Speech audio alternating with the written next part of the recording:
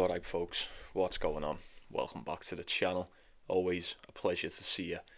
Hope we're all doing good. We're into the round of 16 over in Miami. Got four of the best that we need to talk about today. Should be short and sweet. Before we do, like the video for me if you would. Get yourself subscribed to the channel if you're not. We do go every day, all year round on the tennis over here, so do yourself a favour, get yourself involved.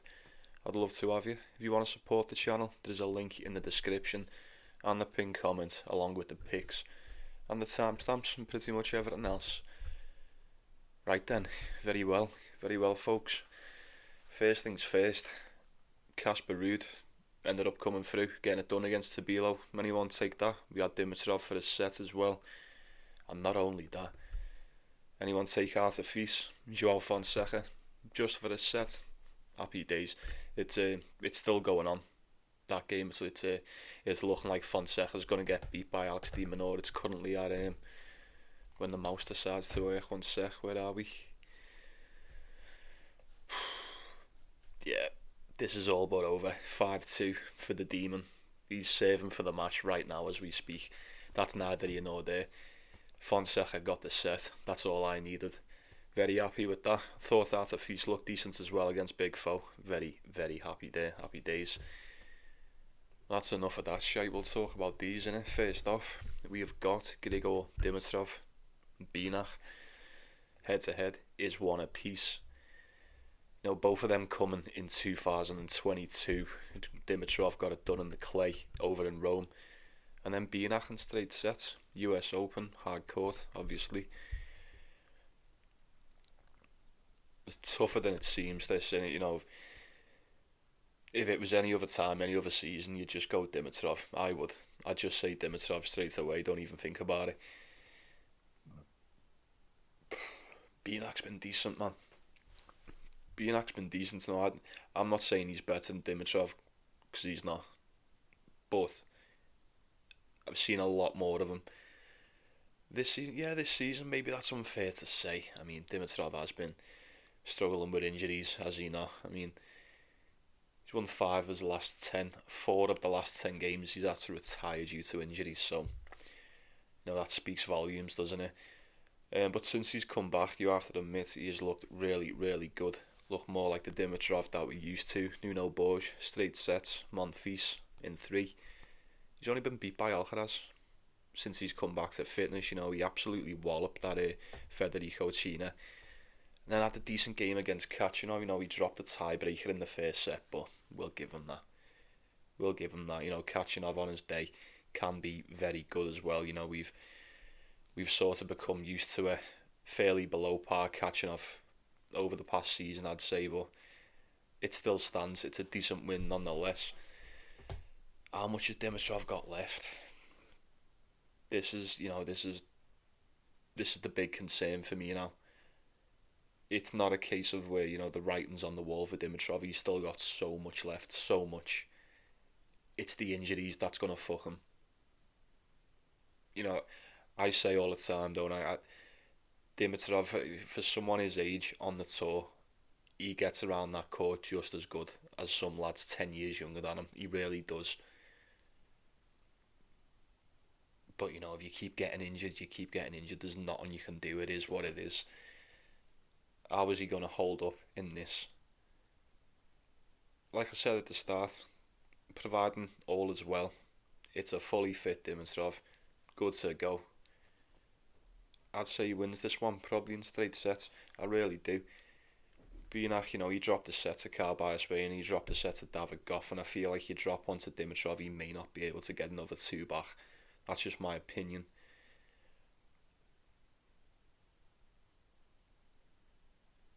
Answer me this, providing, you know, like I've just said, we come into the game today, Dimitrov's got no injuries whatsoever. Does this version of Dimitrov, with whatever he's got left in the tank currently, get past Binach? I'd say he does, you know. I'd say he does. I'd love to take him, you know. I'm seeing at 1.6 for Grigor Dimitrov there. I don't know about you. I'd be very tempted to take that, but you have to admit Binak will not make it easy for him. He never does. Not just for Dimitrov, he doesn't really make it easy for anyone. He's playing a lot better. Well, he's playing 10 times better the past month than what we've seen him play at the start of the season. I'll give him that. He won 7 of his last 10. Not bad. Not bad. Some decent wins as well. I say some decent wins. He's beat David Goffin twice. Carbar Spainer, Dinky, Benjamin Bonzi. There's one there to Holger Rune, but Holger Rune had to pull out, didn't he? Apart from that, you have to admit, Matteo Arnaldi as well. Yeah, you've got to admit, folks, not one of them come anywhere close to Dimitrov on the day. It would be Dimitrov or nothing if I was picking that. 1.6, it's ideal. It's ideal, it really is. I mean, any other time I'd expect the odds to be a little bit lower than this for Dimitrov, but given the circumstances, I sort of get it. But like someone said in the comments as well, I completely agree, by the way. I can't remember who it was, but if Dimitrov can't play, then he just doesn't play, he pulls out. So, at the very least, it just gets void off your bet if you take it in a parlay, or there'll be no damage done. You'll get your cash back. I think Dimitrov beats Binak. I think I'm overthinking it. I certainly think I've went on about it too much, so we will move on to the next one. We've got Gael Monfils and Sebastian Korda. Now, we've seen this one not that long ago. I say not that long ago, was it? It was Indian Wells, yeah, a couple of weeks ago. 2 tiebreakers was all that was needed. 2 tiebreakers is what it was taken for Gael Monfils to get past Sebastian Korda then. Do you think he beats him now? I don't know. The first game with Sebastian Korda against Spizzeri, I wasn't really sold. He probably should be winning that anyway. He looked very, very good against Tsitsipas. I didn't think he was just going to drill him in straight sets. I really didn't.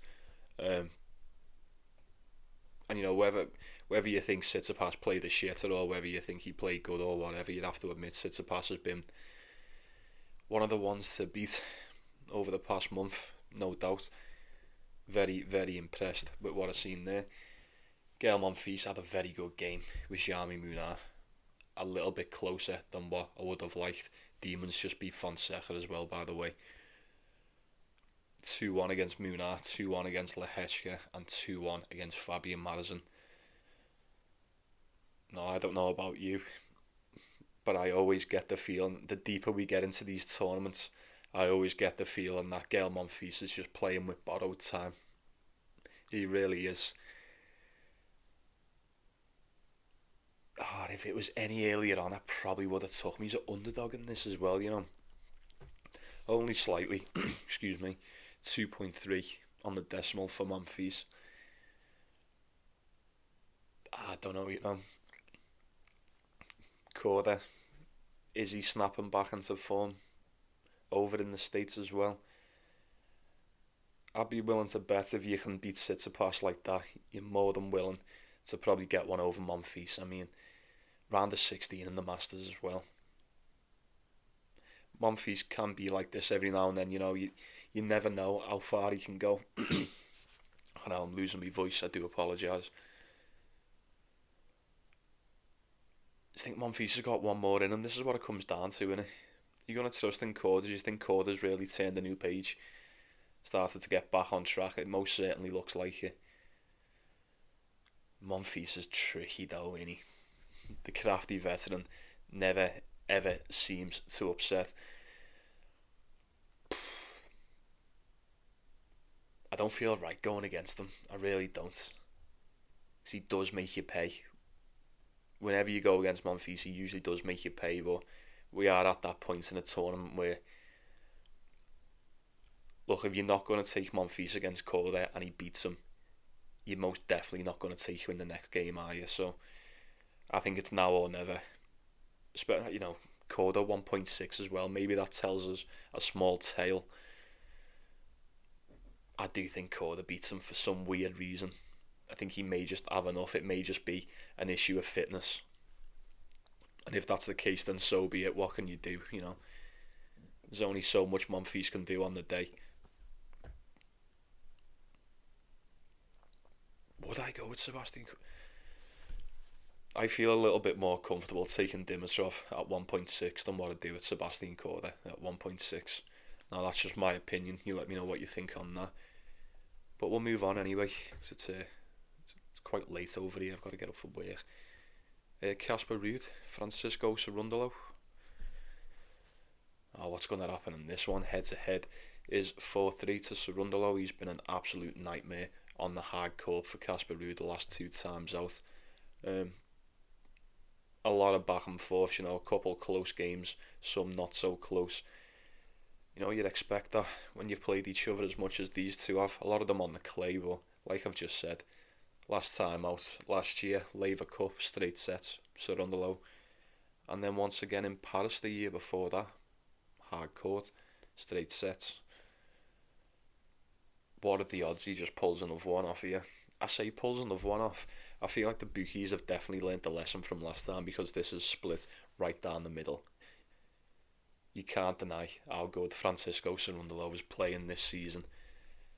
Now, I know I said in the last video about Casper Ruud. He's been brilliant, 12-3 on the season. He's flew right under the radar, been really good. Francisco Cerundolo, 15-6. I say it all the time, and I'll say it again. One of the most underrated players on the tour. Look what he's just done to Tommy Paul. Not only that, he's been putting back-to-back wins in pretty much every tournament he's been in. Maybe not the ones right at the very start, but he's been doing really good. Really, really good. He was solid enough in the Indian Wells. Mackenzie McDonald, Botic van der Sandschulp, Alex de Minaur. He smoked the demon. And then he had a very close game with Carlos Alcaraz. Very close game. Didn't expect him to win it. But then, come back to Miami. He just made a fool out of Alexander Muller.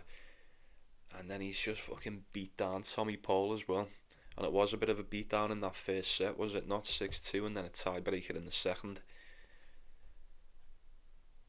I don't know, man. I mean, he had the advantage in the head-to-head against Tommy Paul, and look what he's just done to him there. Casper Ruud, albeit he is playing really, really good.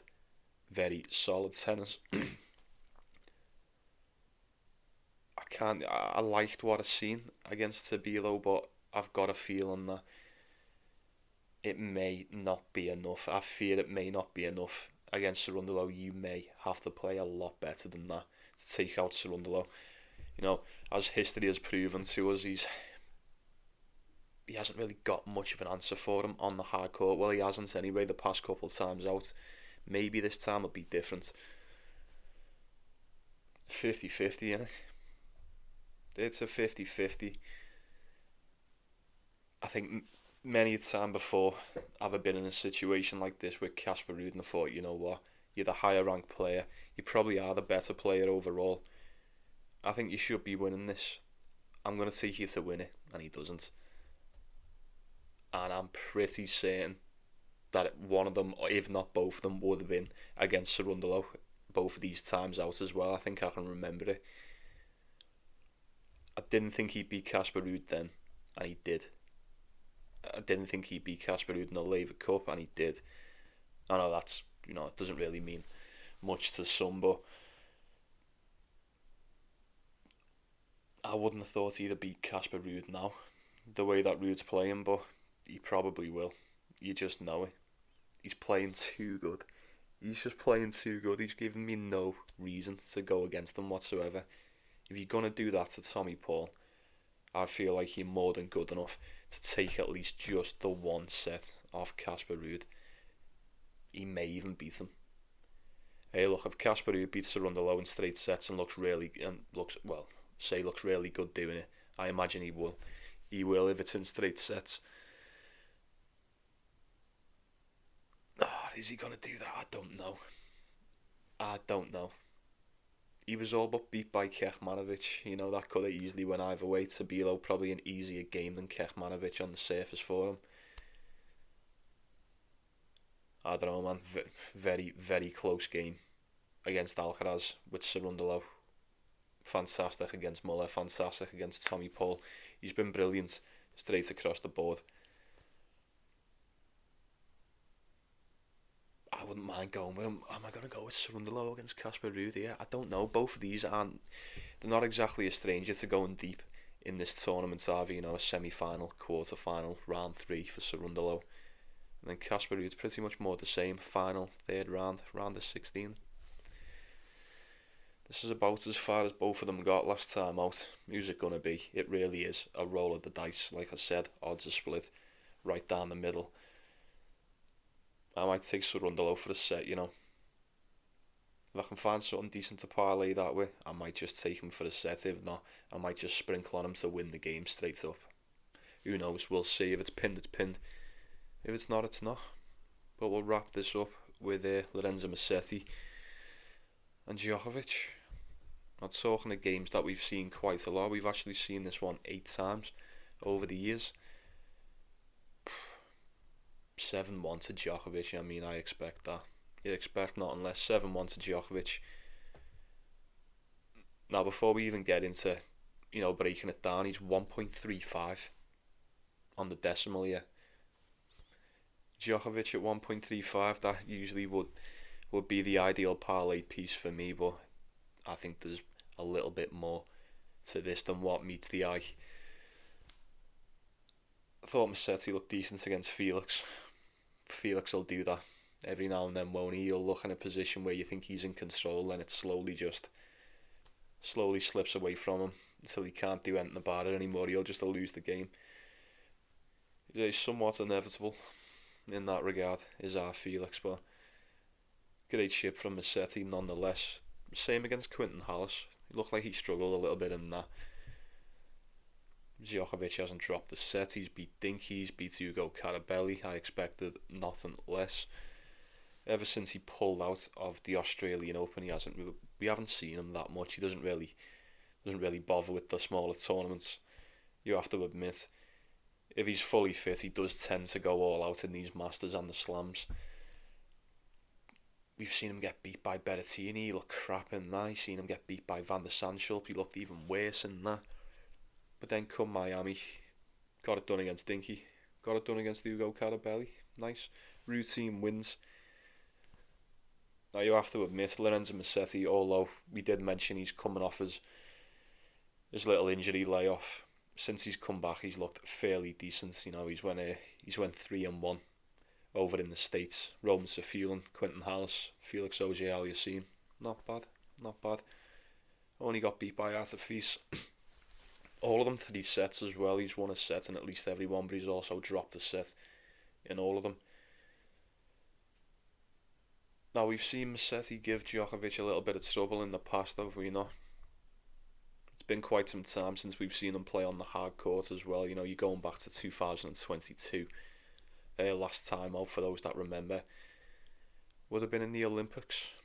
Yeah. Djokovic was just brilliant over there, weren't he? 6-4, 6-2. And then straight sets over in Wimbledon the same year. He beat him in the French Open, 5 sets. And then straight sets in Monte Carlo. Most of it coming on the clay, one on the grass there, obviously. Now, 9-4 on the year for Djokovic, 7-3 for Musetti. Now, this is one of them spots, folks. It's a bit of a double-edged sword, and you're kind of damned if you do, damned if you don't. I think Djokovic is going to beat Musetti. I do.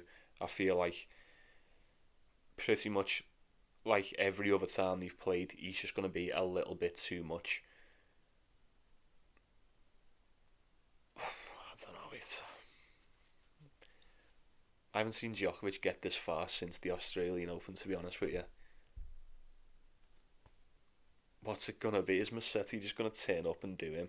Spread's going to be around 3.5.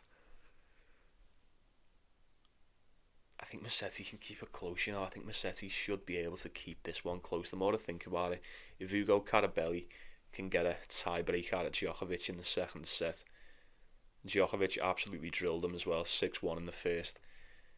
You'd imagine Musetti's good for more or less the same, if not even taking a set. I don't know, he could win, He could win. I haven't got a crystal ball, I cannot see into the future. But answer me this, if these two play each other tomorrow and get to the point where Djokovic just pulls out or he looks crap because he's just got nothing left in the tank, will we admit that? You know, I don't even know what I'm fucking trying to say. Like, will we finally admit to ourselves like that this is as far as he can get now? Don't know why that was so hard for me to say. I do apologise. My fucking brain's turned to porridge then. Um, I don't know. Like I said, it's a double-edged sword. You don't get rich betting against Djokovic, but at the same time, if he turns up and looks like crap, or even gets dragged into an absolute slugfest with Musetti here, and it starts going the distance, I can't help but feel like we'll sit here and say, you know what, we kind of knew that was going to happen. I'd love to stay away from it, but I'd also love to take Djokovic as a little bit of a parlay piece. I don't know. I'll decide while I'm uploading the video, innit? I always do, it's always pinned. Your bets in, folks, best bets, all that stuff. Let me know what you're going for. 2 in a row for me now. Quite happy with that. Try and make it 3. Very well then. I'll be saying good night to you. As always, folks, like and subscribe. Like and subscribe. Take it easy. Take care of yourselves. Take care of one another. Let's go get that cash again today for the 3rd time. Enjoy the matches, and I'll see you tomorrow.